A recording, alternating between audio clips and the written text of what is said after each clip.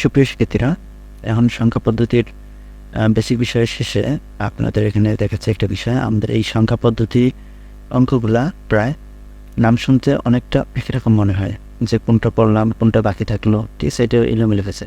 এই কারণে আমরা একটা সিরিয়ালে অঙ্কগুলো করাই, যার কারণে ঠিক আছে অঙ্কগুলো এলোমেলো হবে না, একটা সিরিয়াল মেনটেন থাকবে। কারণ আমাদের স্কুল কলেজগুলোতে একটা খেয়াল করে দেখবেন যে আমাদের রুল নাম্বার থাকে, প্রত্যেকের আলাদা আলাদা রোল নাম্বার। তো এই রোল নাম্বার থাকার কারণটা কি? তার কারণটা হলো একই নামে একাধিক বন্ধু বান্ধব থাকতে পারে, ঠিক আছে। তো এই কারণে যাতে গোলমাল না হয়, এই কারণে আমাদের কিন্তু রোল নাম্বারগুলো তৈরি করা হয়।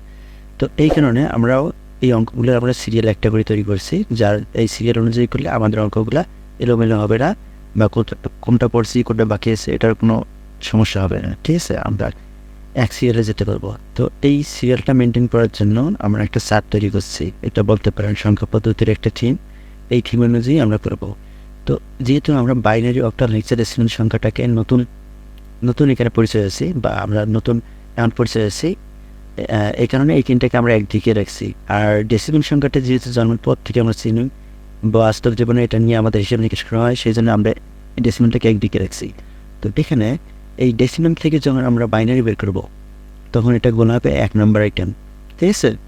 এটা গোনা হবে 1 নম্বর আইটেম। তো যখন বাইনারি থেকে আবার ডেসিমাল আসবো, তখন বলা হবে এটা 2 নম্বর আইটেম, ঠিক আছে। তো এখানে 2D আবার M2 আছে, এটার মানে একটা অবশ্যই আছে। মানেটা হলো যখন ডেসিমাল থেকে আমরা বাইনারি বের করবো, তখন পূর্ণ সংখ্যাটাকে 2 দ্বারা ভাগ করতে হবে। ডিতে ডিভিশন, এই যে এখানে দেওয়া আছে ডিতে ডিভিশন, এমতে মাল্টিপ্লিকেশন, বিতে পাওয়ার, ঠিক আছে। তো যখন ডেসিমেল থেকে বাইনারি করবো, ডেসিমেল পূর্ণ সংখ্যাটাকে অর্থাৎ রেডিক্স পয়েন্টের সামনের সংখ্যাটাকে 2 দ্বারা ভাগ করবো, ডিতে ডিভিশন 2 দ্বারা ভাগ। আর ভগ্নাংশটাকে M2 মানে মাল্টিপ্লিকেশন করবো 2 দ্বারা, ঠিক আছে। এটা আসলে শর্টকাটে মনে রাখার জন্য।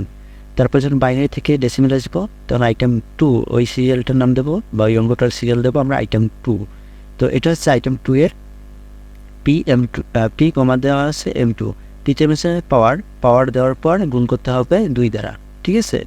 তো এই পাওয়ার দিয়ে 2 দ্বারা গুণ করলে এটা হলো 2 নম্বর আইটেম। তারপর ডেসিমেল থেকে অক্টাল হচ্ছে আইটেম 3, ঠিক আছে। এটা 8 দ্বারা ভাগ এবং 8 দ্বারা গুণ।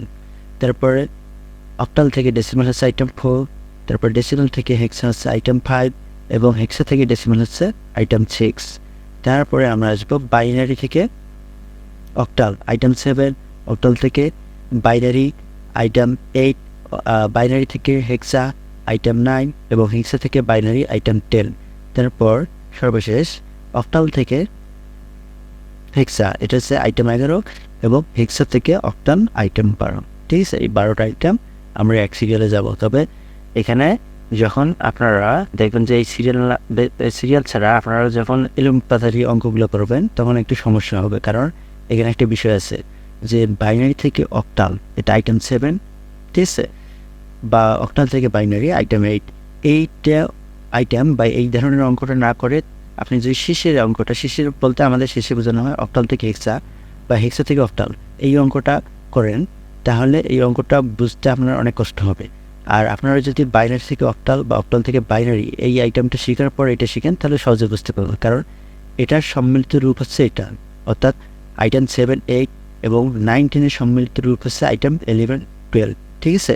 এই কারণে এলোপাতাড়ি করলে আপনাদের বুঝতে অসুবিধা হবে, বিধায় আমরা এই সিরিয়ালে অঙ্কগুলো করব, ঠিক আছে।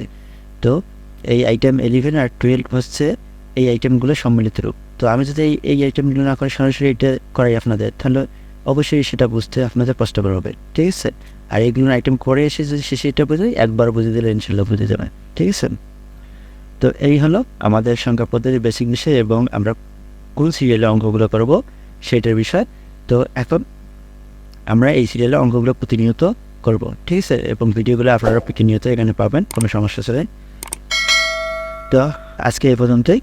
কারো কোনো সমস্যা থাকলে জানাতে পারেন। আর একটা বিষয় হলো এই শিটটা পাবেন কোথায়? এই শিটটা আমাদের ইউটিউব চ্যানেলের বা এই যে ভিডিওটা দেখতেছেন, এই ভিডিওটার নিচে একটা ডিসক্রিপশন বক্সে আমাদের ওখানে লিখে দেওয়া আছে যে লিঙ্ক, শিট লিঙ্ক এর নিচে একটা লিঙ্ক দিয়ে আছে, গুগল ড্রাইভের লিঙ্ক। ওখান থেকে আপনারা ডাউনলোড করে নিতে পারেন। ওখানে এই অধ্যায়ে যত যাবতীয় শিট আছে সব দিয়ে আছে পিডিএফ ফাইলে।